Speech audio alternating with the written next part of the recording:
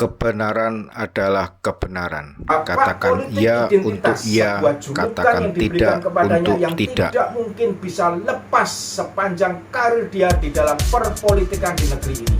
Jika melihat organisasi yang mendukung sang capres ini pada waktu Pilkada DKI adalah sebuah organisasi yang menghendaki penggantian Pancasila menjadi khilafah.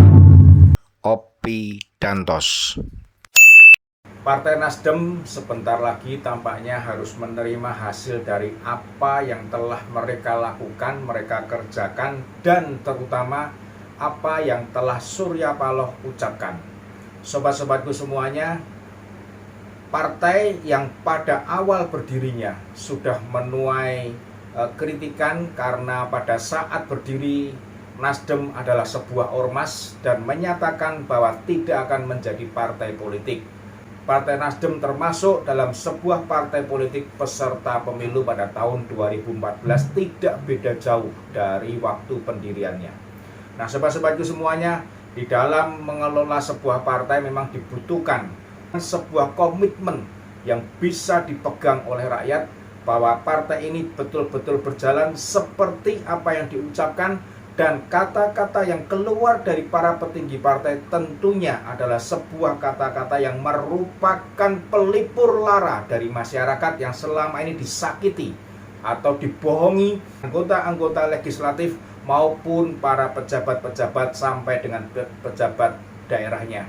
Surya Paloh berjanji mengatakan bahwa partai ini akan dibubarkan jika ada kadernya yang terlibat dalam kasus korupsi. Nah, sobat-sobatku, beberapa waktu kemarin banyak sekali dari masyarakat menanyakan dan meminta pertanggungjawaban dari kata-kata Surya Paloh ini. Tetapi dalam klarifikasinya kemarin, Bang Surya mengatakan bahwa hal seperti itu janganlah diambil secara letterleks, tetapi meaningnya, spiritnya, kenapa kata-kata itu dikeluarkan? Spiritnya adalah ingin menunjukkan kepada rakyat bahwa partai ini adalah partai yang bebas korupsi. Tentunya seperti itu spiritnya.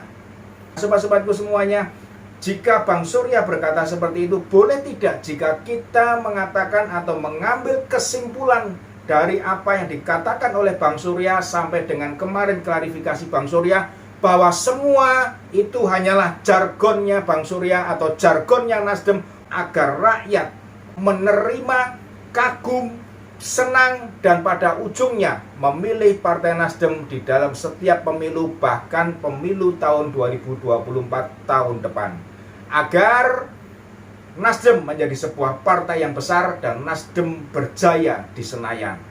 Kata-kata berikutnya adalah Bang Surya pernah mengatakan jika ada kader partai yang terlibat kasus korupsi, tentunya yang sudah terbukti, maka kader itu akan dipecat dari Partai Nasdem. Kita lihat kemarin Sekjen Partai Nasdem, dan di situ dia terlibat dalam kasus korupsi sebesar 8 triliun negara dirugikan dari 10 triliun yang dianggarkan. Nah, sobat-sobatku semuanya, sebuah kasus mega korupsi kalau boleh kita sebut. Karena bukan hanya sekedar jumlahnya yang fantastis, tetapi jumlah yang hilang, lenyap tanpa bekas 80% dari jumlah yang dianggarkan. Setelah kader ini ditahan, sampai dengan hari ini kita belum pernah mendengar Bang Surya mengklarifikasi atau Bang Surya memecat kadernya. Dan Partai Nasdem mengatakan bahwa Johnny G. Plate tidak dipecat. Sobat-sobatku semuanya, inilah Partai Nasdem. Perjalanan partai yang dari ormas kemudian menjadi partai yang mendukung Jokowi, menjadi partai yang besar dengan suara yang banyak. Ternyata di atas puncaknya mulai terbuka sandiwara melalui kata-kata yang dia ucapkan, dan sekarang partai ini perlahan namun pasti dia akan turun. Melihat perjalanan survei elektabilitas Partai Nasdem sampai dengan hari ini mencapai titik nadir. Sebuah survei terakhir menyatakan bahwa partai ini memiliki suara sekitar 4, sekian persen, tidak lebih dari 5%. Dengan adanya kasus Johnny G. Plate, suara Nasdem betul-betul anjlok, dan sekarang ditambah dengan kasus yang menimpa Syahrul Yassin Limpo, maka kemungkinan suara Partai Nasdem akan turun di bawah 4, dan itu berarti Partai Nasdem akan diam di bawah dengan sendirinya tanpa harus dibubarkan.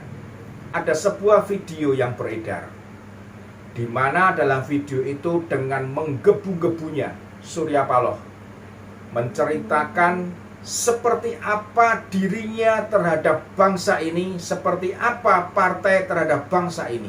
Bahkan dia mengatakan, berilah kesempatan kepada saya ya Allah, sebelum engkau mencabut nyawaku, agar aku bisa melihat negeri ini menjadi lebih baik daripada saat ini. Sobat-sobatku semuanya, sebuah kata-kata yang sungguh luar biasa, menunjukkan bahwa dia rindu negeri ini menjadi sebuah negeri yang lebih baik lagi daripada yang sekarang. Tetapi coba kita cermati apa yang Surya lakukan. Bang Surya saat ini mencapreskan bahkan dengan totalitas. Dia mendukung Anies Rashid Baswedan sebagai capres yang digadang-gadang dan diharapkan untuk bisa menjadi Presiden Republik Indonesia pada tahun 2024. Sobatku semuanya, rekam jejak dari sang capres ini kita semua tahu seperti apa. Bapak politik identitas, sebuah julukan yang diberikan kepadanya yang tidak mungkin bisa lepas sepanjang karir dia di dalam perpolitikan di negeri ini. Julukan yang dia dapat saat Pilkada 2017 pemilihan Gubernur DKI Jakarta. Di situ dia merestui, dia seolah-olah diam, dia seolah-olah membiarkan terjadinya sebuah kegiatan politik dengan menggunakan identitas sebuah agama untuk melegalkan, untuk memenangkan dia menjadi orang nomor 1 di DKI Jakarta.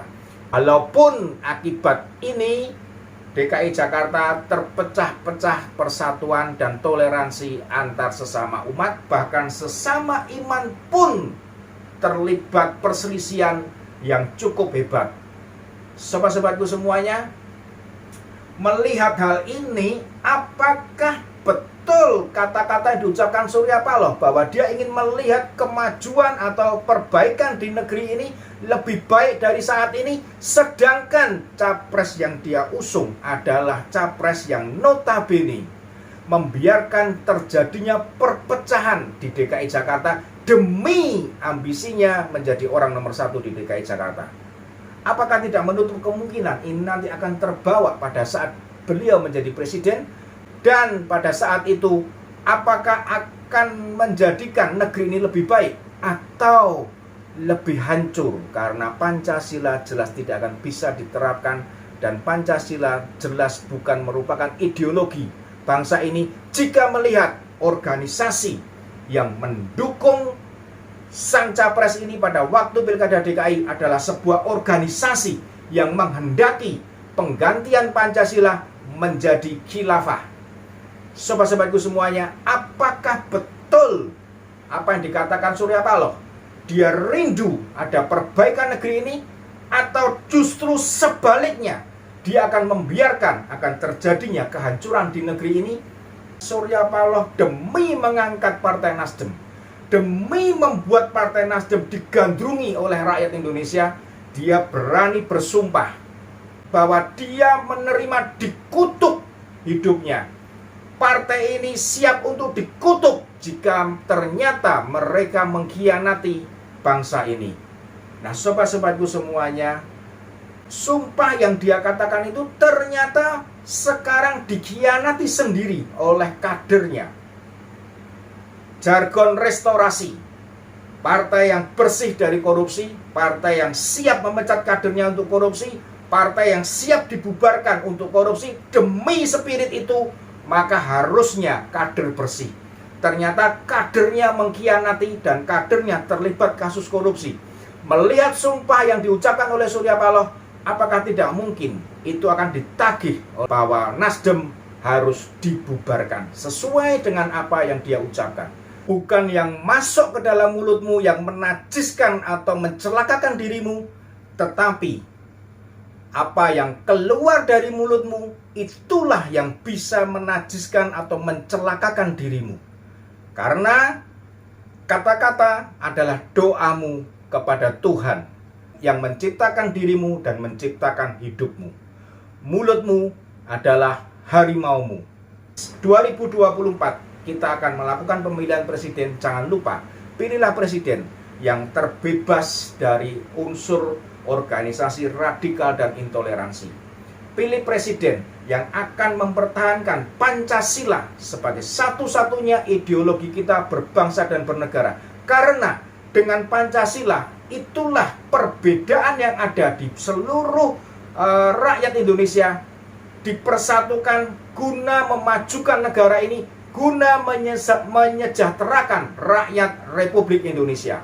Pilih presiden yang di dalam rekam jejaknya tidak pernah berretorika dengan kata-kata dan kata-kata, tetapi melakukan semuanya dengan hati yang tulus untuk rakyat, bekerja melayani untuk rakyat dengan tujuan menyejahterakan, memampukan rakyatnya melakukan segala sesuatu yang awalnya mereka tidak mampu. Tidak bisa sekolah, bisa disekolahkan. Tidak bisa membangun rumah, dibikinkan sebuah rumah. Dan tidak bisa bekerja, dicarikan cara-cara agar bisa bekerja dan berusaha secara mandiri. Pilih presiden yang memperhatikan rakyat Republik ini, sehingga negara kita pada waktunya akan menjadi negara yang maju dan negara yang menyejahterakan rakyatnya. Salam Obidantos.